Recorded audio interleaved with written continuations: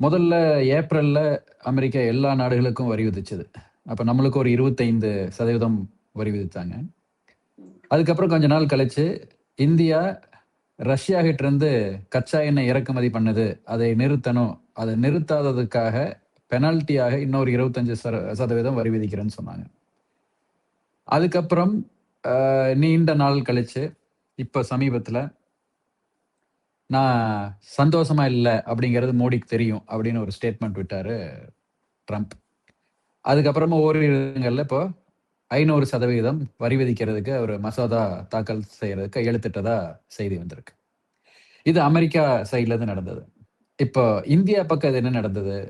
முதல் 25% வரி விதித்தப்போ இந்தியாவோட அதிகமான வரி விதிப்ப மற்ற நாடுகளுக்கு செஞ்சிருந்தார். அதனால இந்தியாவில் இருக்க தொழிலதிபர்கள் கொஞ்சம் மகிழ்ச்சியானாங்க.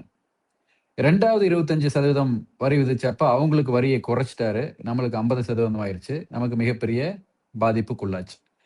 இப்ப திருப்பூர் சார்ந்தவன்கிறதுனால திருப்பூர்ல என்ன நடந்ததுன்னா 30 to 35% அமெரிக்காக்காக ஏற்றுமதி செய்யறாங்க திருப்பூர்ல இருந்து.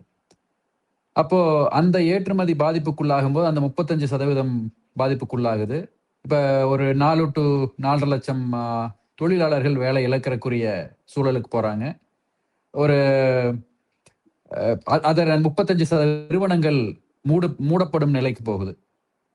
இப்ப இப்படி நடக்கும்போது இந்திய அரசு என்ன செஞ்சது அப்படின்னு பார்த்தோம்னா ஒண்ணுமே செய்யல.